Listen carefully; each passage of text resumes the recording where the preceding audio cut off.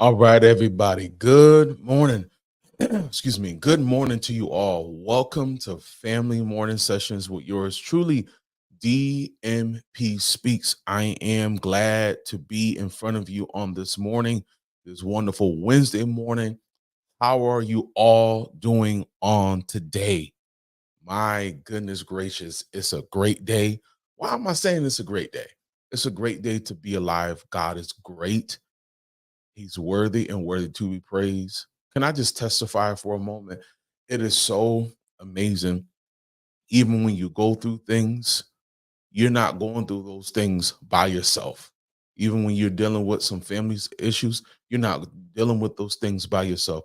You have someone that loves you unconditionally. There is no conditions when it comes to God.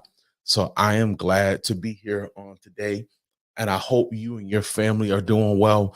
So let me introduce myself properly. My name is David M. Pinkston, but I go by the name of DMP Speaks. I am a speaker, soon to be author.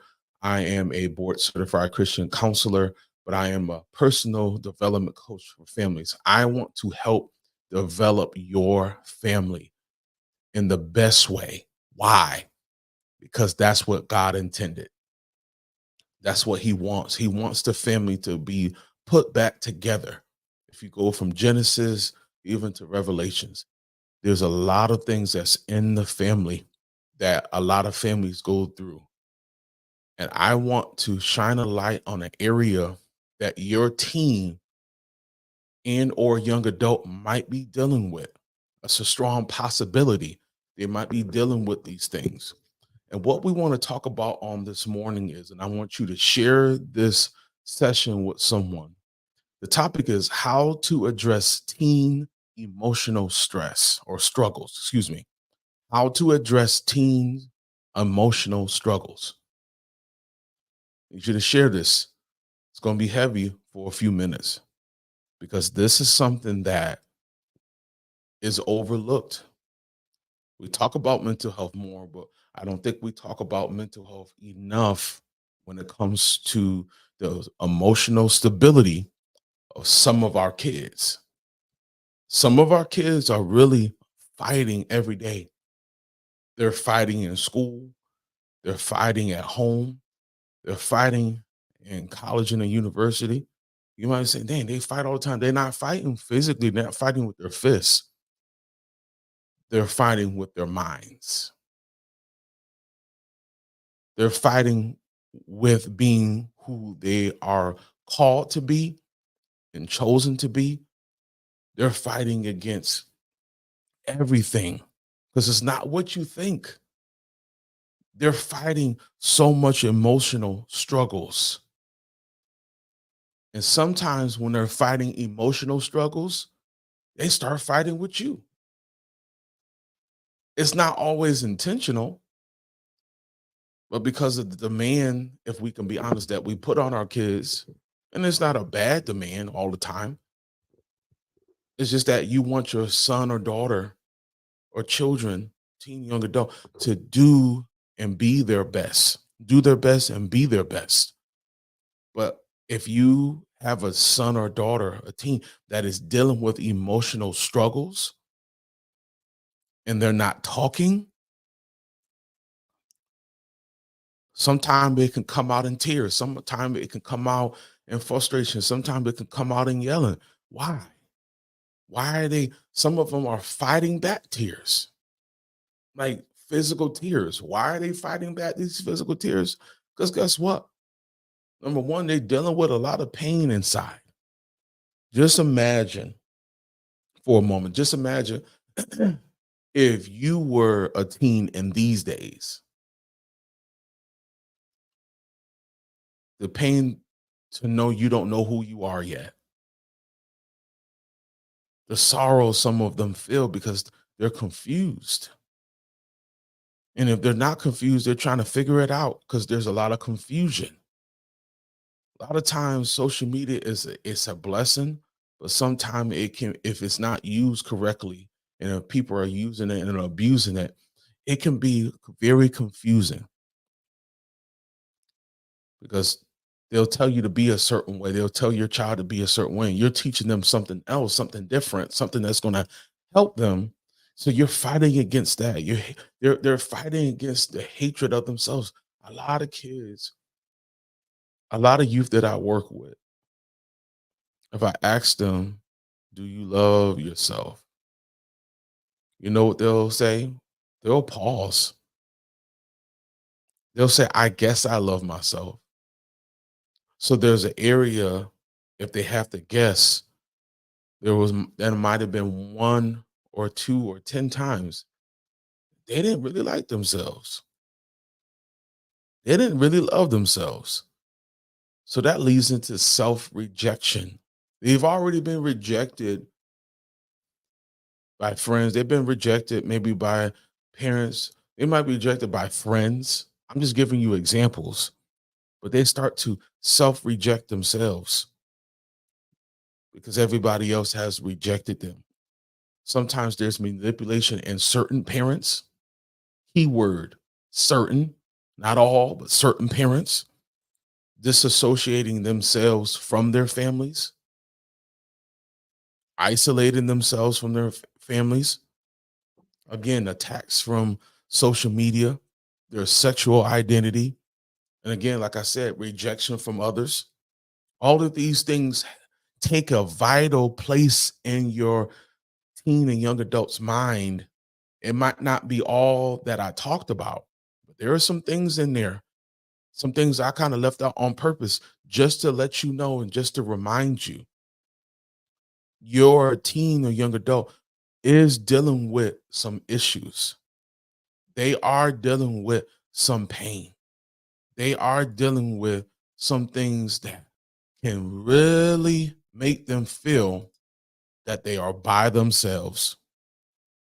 Sometimes they might not even know where to turn to because they are isolated. They're bruised mentally and emotionally. A lot of times that comes out in anger. That comes out, I don't want to be bothered today.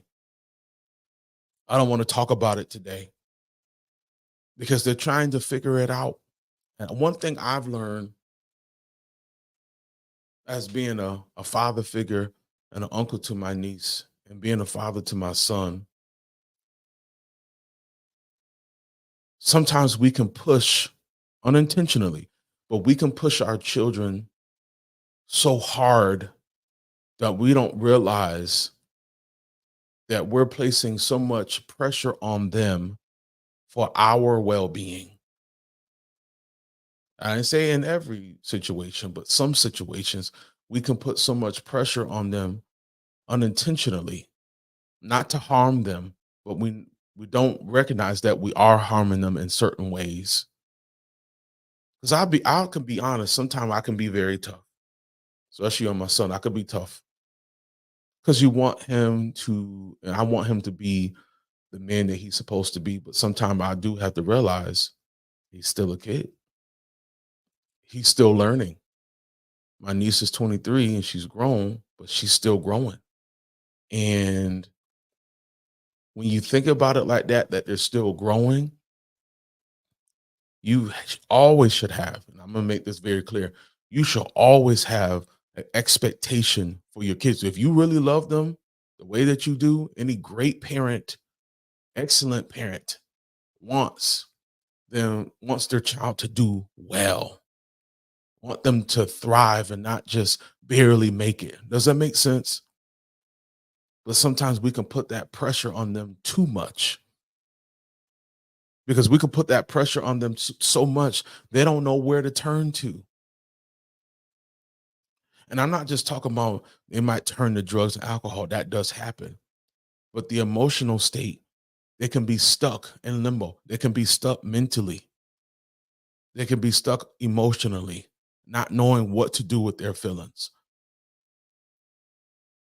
So sometimes when they're lashing out, they're just frustrated. When they're lashing out, they've been told one thing and you're telling them another.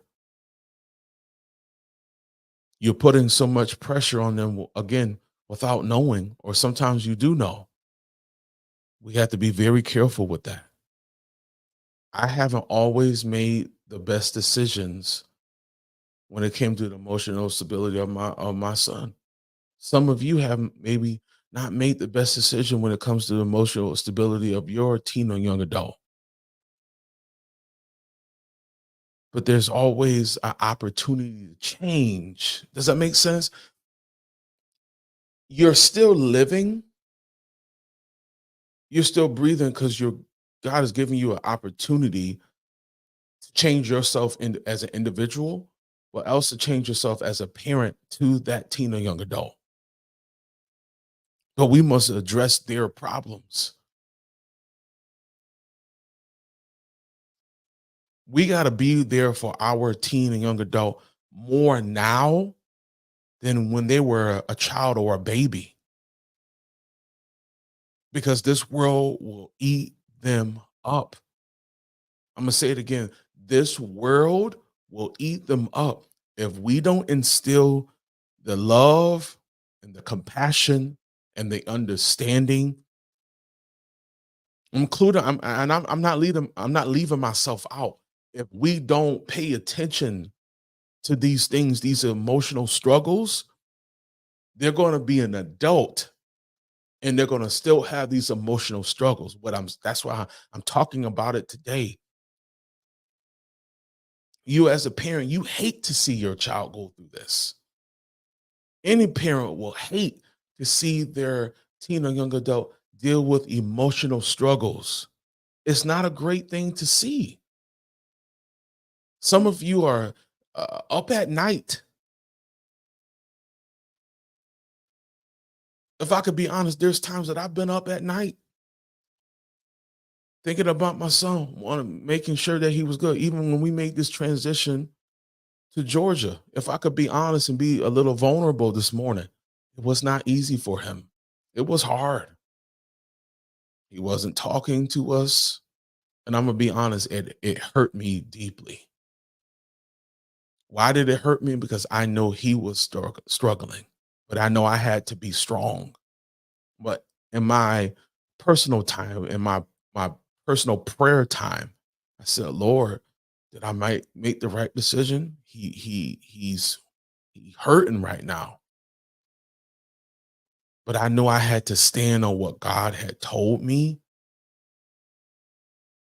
for our family. And I'm starting to see the fruit. I'm starting to see the change. I'm starting to see the maturity in my son. I'm starting to see that this was God's intention.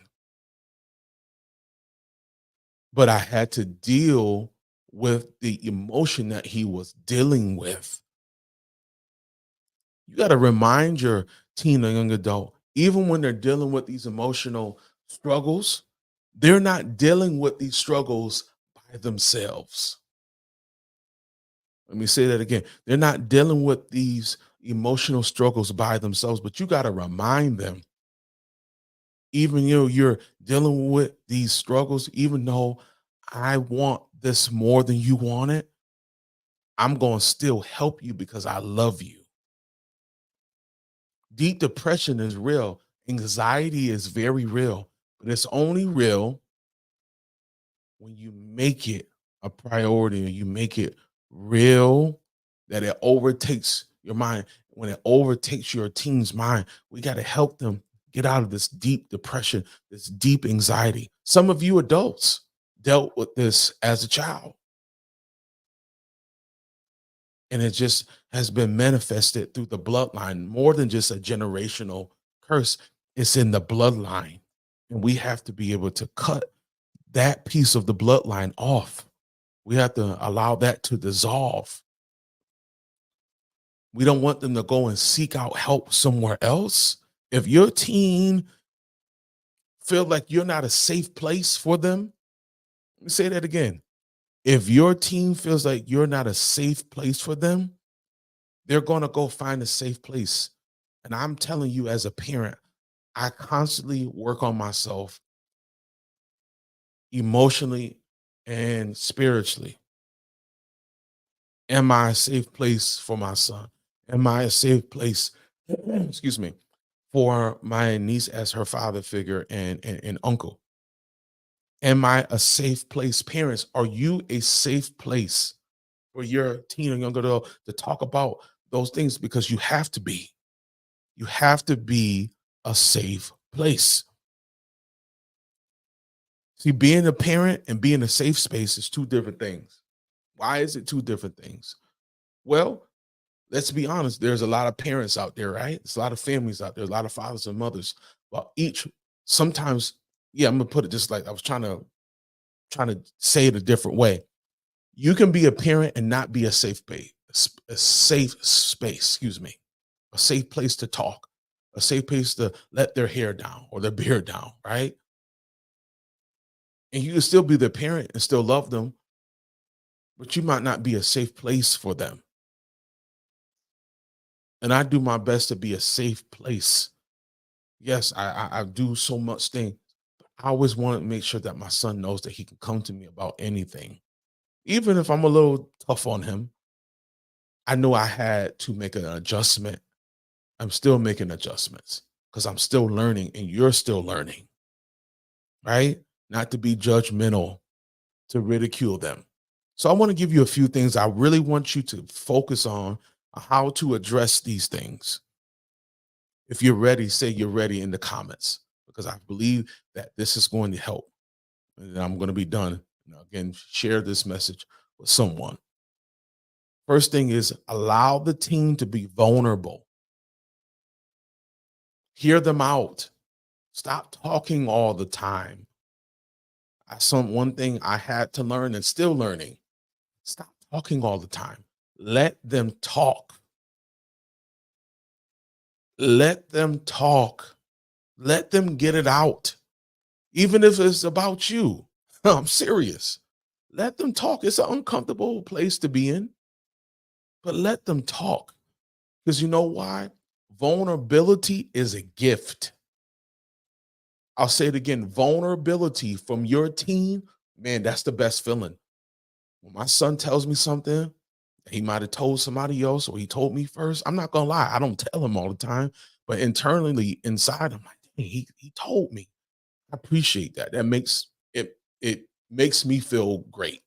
It does. It makes me feel rich because vulnerability is a gift. Number two is being engaged and not distracted.